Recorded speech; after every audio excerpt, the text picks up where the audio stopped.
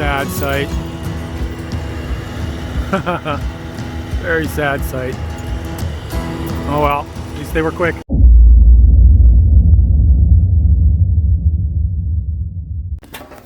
Welcome back to Under the Bus.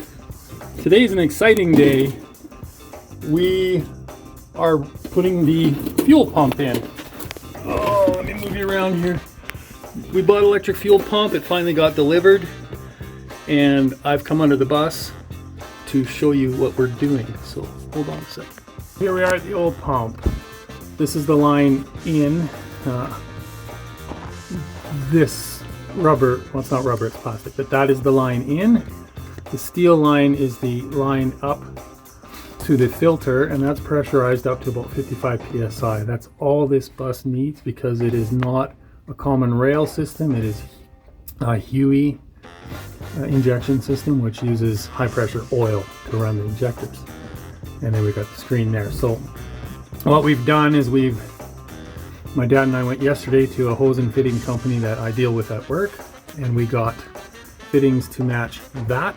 So we'll be able to tie into that directly and use the existing line. Now this is the return line here coming back from the engine. So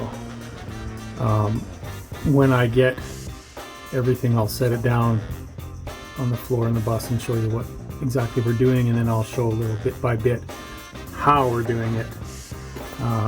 It's very cramped underneath here, so we're going to tie into whichever of these lines is the line coming out of the tank. We're going to tie into that and draw it into the pump, which is going to get mounted up here on the rails somewhere. This is going to be a pain. We may need to take the wheel off to do all this work, but that might actually be easier. Anyway, I'm just kind of moving around here and you can't see anything, so I'm going to cut for now and come back to when we have some progress. I also got the switches put in. I know I recorded about them earlier. I don't know if I've made that video, but we got switches. We got lights in the living room area, hallway area, the two back here. First one is for the bedroom area. Second one is for the shower area, which is also going to double as a bit of a closet because the shower doesn't get used all the time. And in the bathroom, it's just temporarily in there because I don't have the wall in there. So all this mess of wires is going to get all tied up. And this morning, I just temporarily put the one down here for the entrance light that is above the driver. So that's that. So this is our pump. It's an Air Dog Raptor. This is the inlet side, so it's fuel coming in. So I've got fittings to go into here and connect to the hose so we can connect to the other hose. This is the outlet side, and Dad built a bracket. This bracket lines up with the holes in the back. So with the bracket we have, we would have to drill through the bottom of the frame to mount it, and the problem is the springs, of course, are directly under there, and we're gonna have trouble with that. So we've changed our plan. We've actually gone with something that I would have preferred to do from the beginning, and we're gonna mount that pump on the outside right here. We took this bracket off so that we can mount it right in here, and we'll just run the hoses back and everything will hook up fine. And then with it on the outside, what I like is that it's very easy for me to keep an eye on it.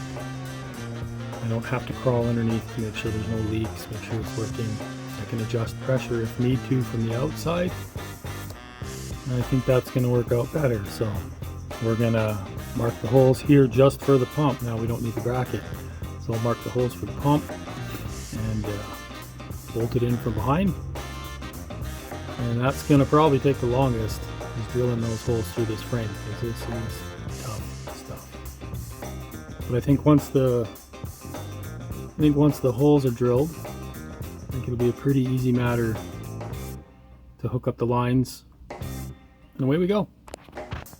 There it is. Pump is mounted, drilled 4 holes.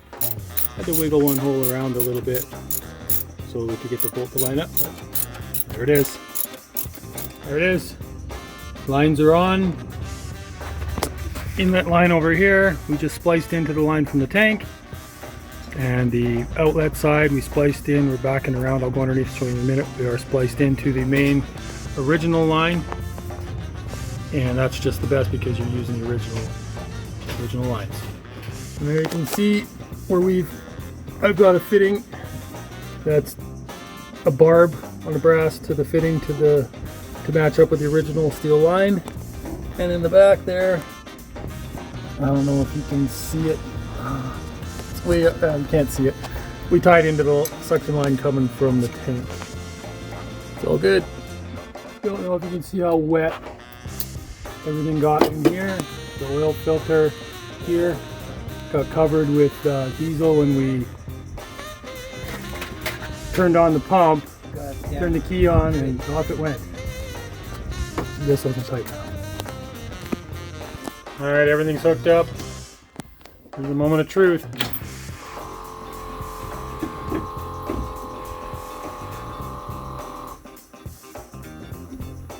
Ready?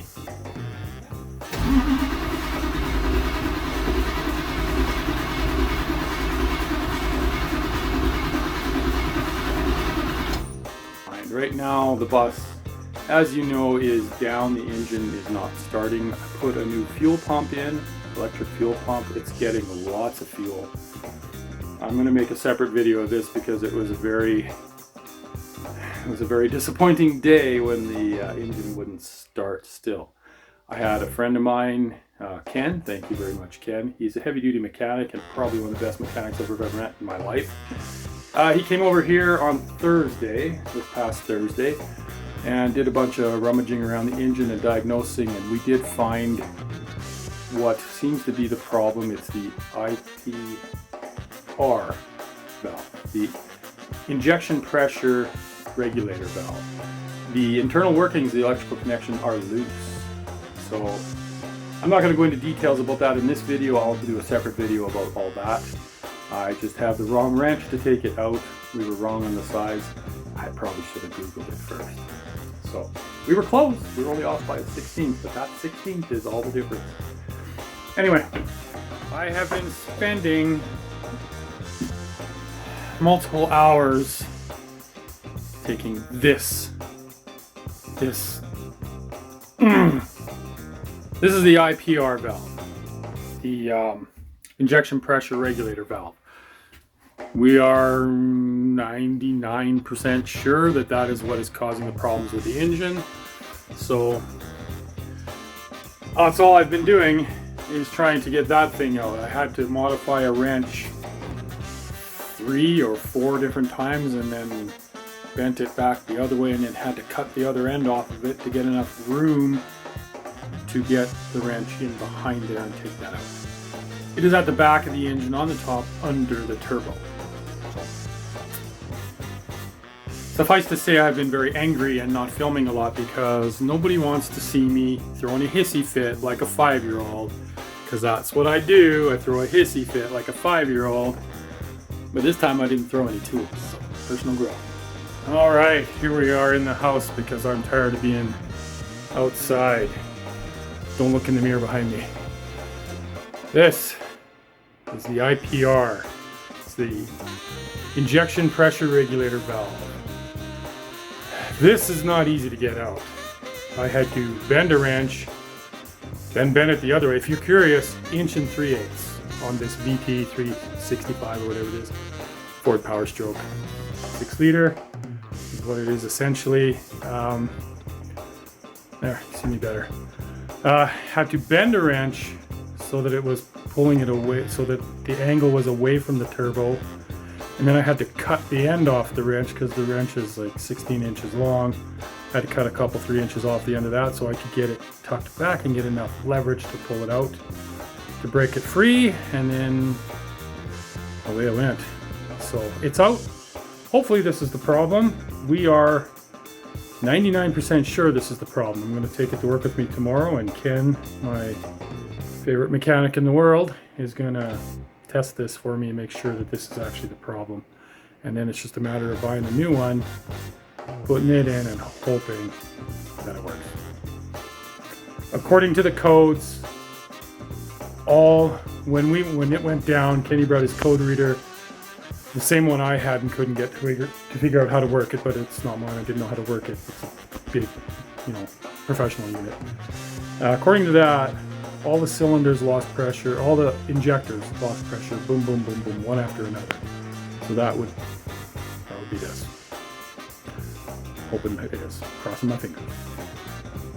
This is a triumph, though. It took me 4 days of fighting with this thing until I got so frustrated I wanted to throw a match in the bus and walk away. Now there it is. It's the new PR valve. So I'm going to put it in and hope that this is the one. If this doesn't work, it's the ECM. If it's the ECM, I will not be happy. I'm already not happy. That is the sweetest sound I have heard in months.